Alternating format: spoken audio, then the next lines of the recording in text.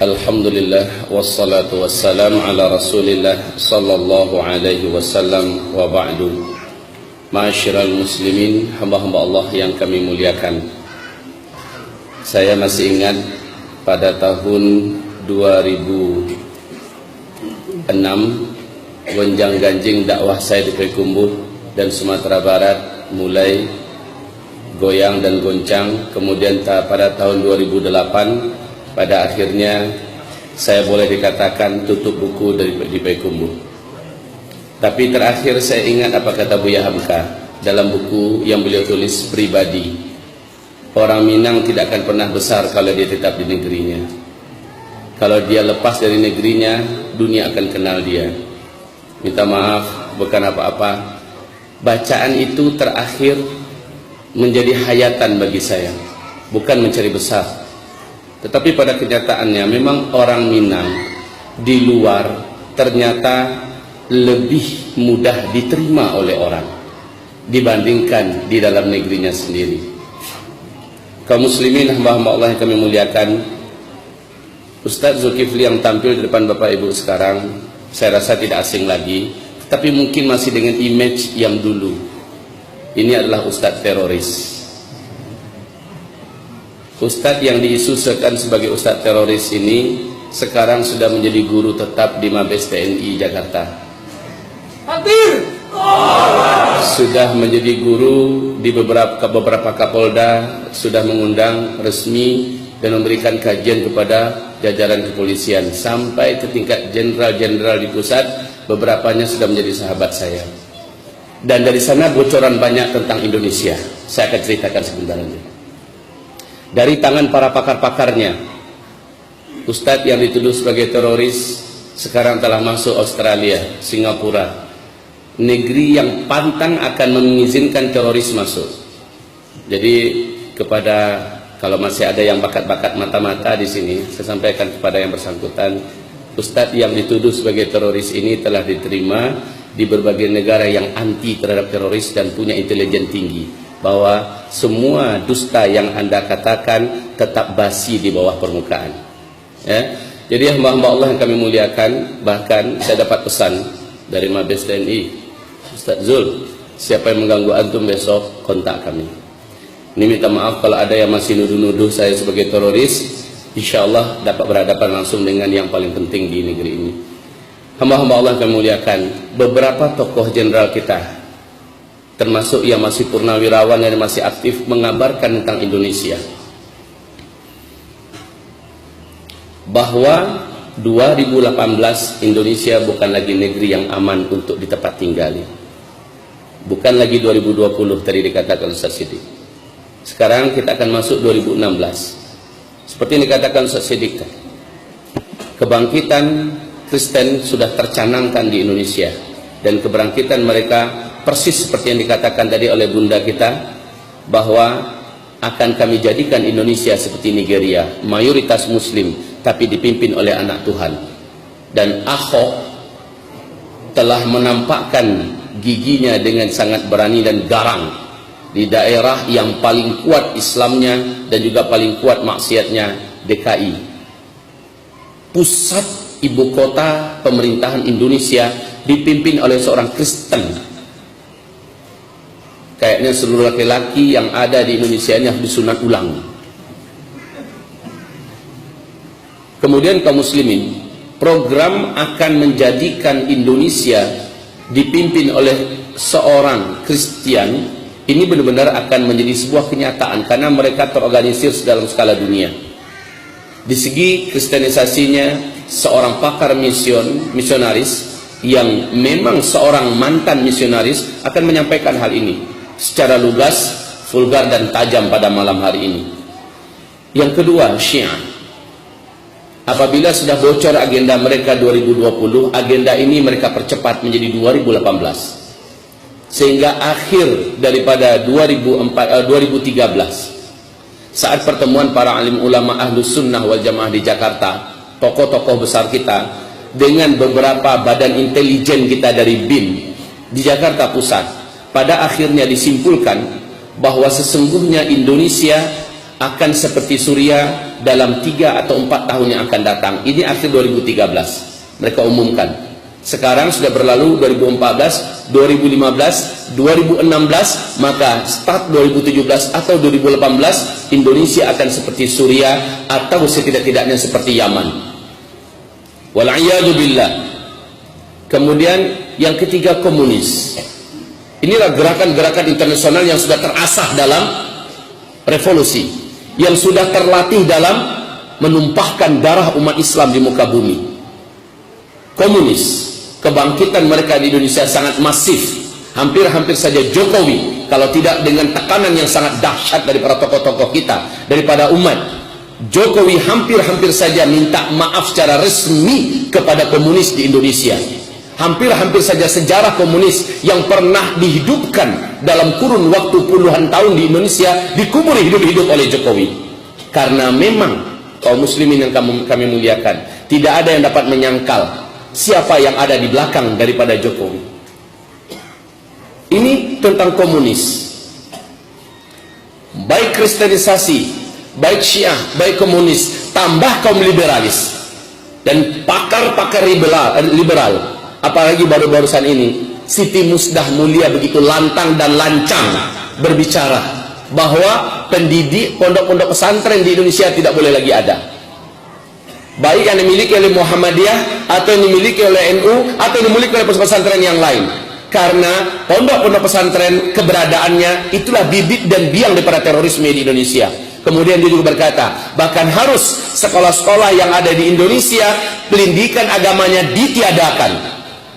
Ini menjadikan seluruh ulama-ulama, pakar-pakar pendidikan Islam di Indonesia kebakaran jenggot dan mengatakan wanita sinting. Tapi kenapa mereka bisa bicara?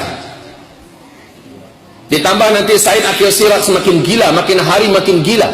Hamba-hamba Allah yang kami muliakan, kenapa mereka begitu berani berbicara? Kenapa orang-orang sinting pada berbicara di televisi pada hari ini? Jamaah, oh jamaah.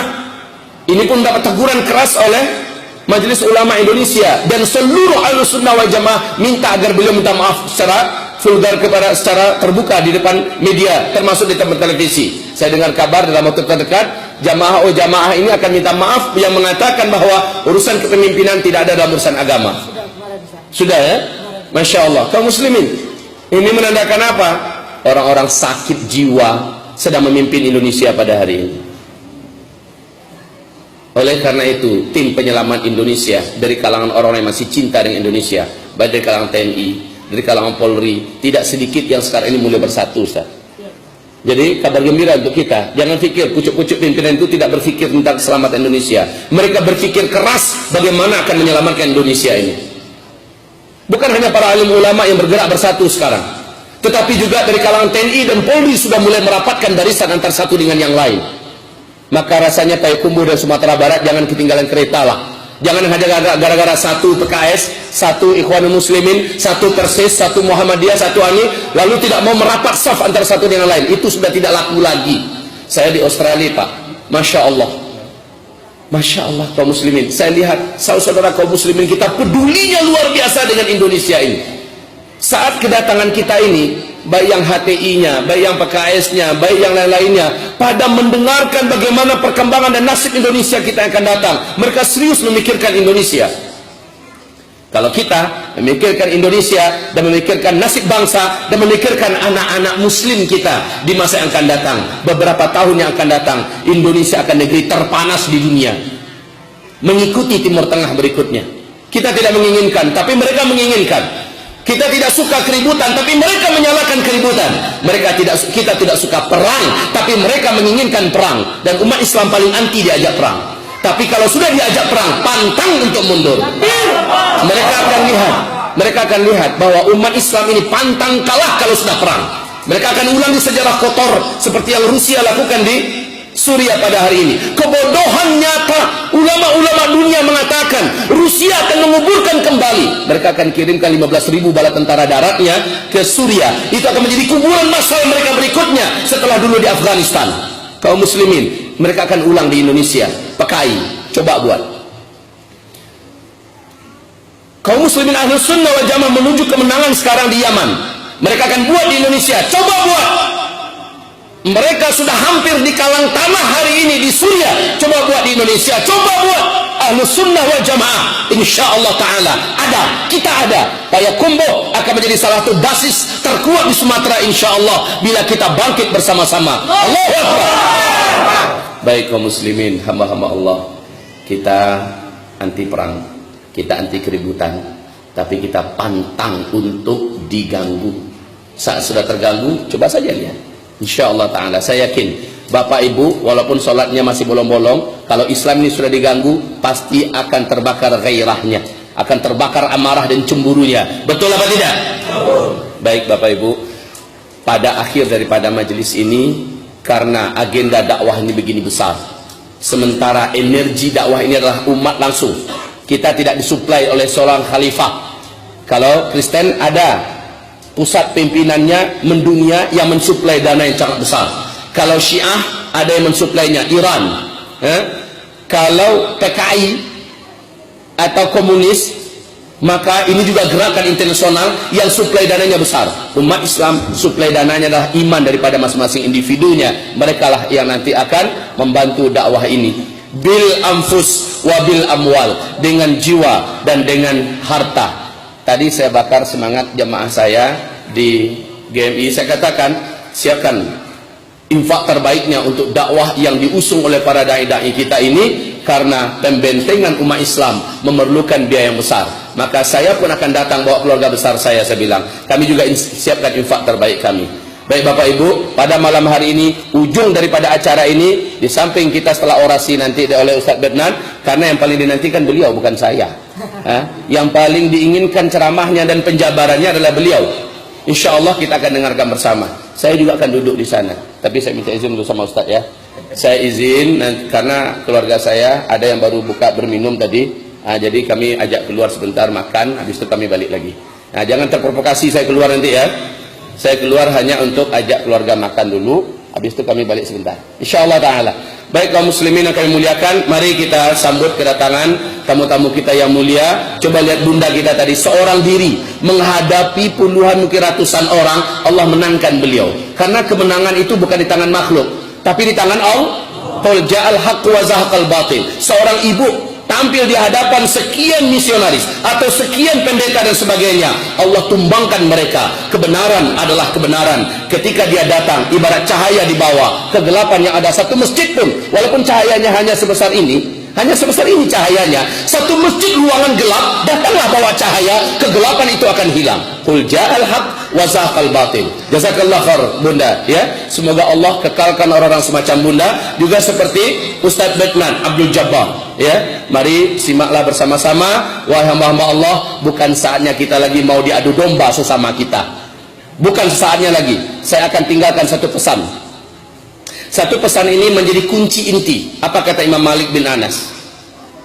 Kata beliau, inna hadhil ummah la tasluh illa bima saluha bihi awwaluha. Umat ini tidak akan pernah benar, tidak akan pernah menjadi baik, kecuali apabila generasi awalnya, apa yang sudah menjadikan generasi awal dulu baik, generasi ini mengulang kembali kebaikan itu, pasti mereka juga akan menjadi baik. Dan coba lihat ciri khas generasi awal. Imam Al-Auza'i dan Sufyan Al-Thawri mengatakan ciri khas generasi awal itu ada 5. Siapa yang meniru ciri khas yang 5 ini, dia pasti akan kembali baik dan akan kembali memegang urusan. Pertama, khamsun kana alaihinna ashabu Muhammadin sallallahu alaihi wasallam. Ada 5 perkara yang di atas 5 perkara itu seluruh sahabat-sahabat Nabi tetap istiqomah dan dia tidak pernah keluar dari 5 perkara ini. Coba tiru saja dari yang 5 ini ya. Jangan yang lain, jangan tiru jenggotnya aja, jangan tiru tanpa isbahnya saja, jangan tiru hanya, coba tiru yang 5 ini dulu, pangkalkan yang 5 ini dulu.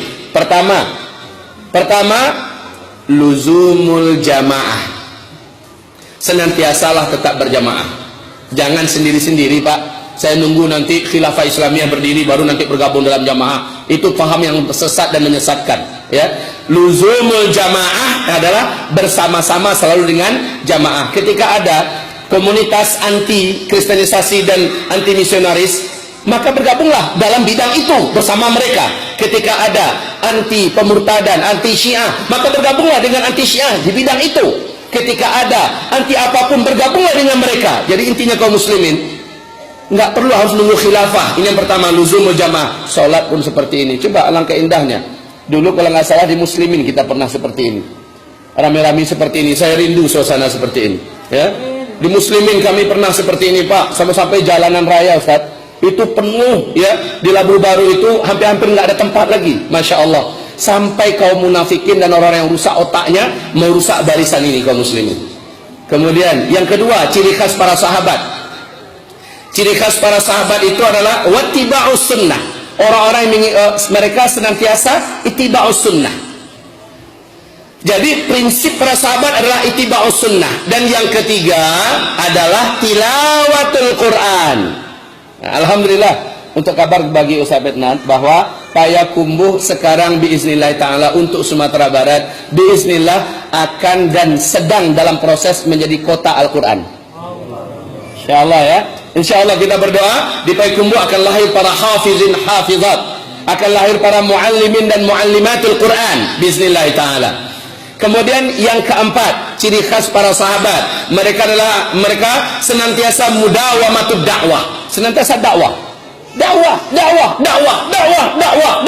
Kerjaan dakwah bukan hanya kerjaan ustaz. Kerjaan dakwah adalah kerjaan setiap individu muslim. Asal dia muslim, wajib dakwah. Bagaimanapun caranya, pasti bisa. Dan yang terakhir adalah wal jihad fi sabilillah. Nah, ini yang terakhir ini, jangan kita yang mancing-mancing, ya.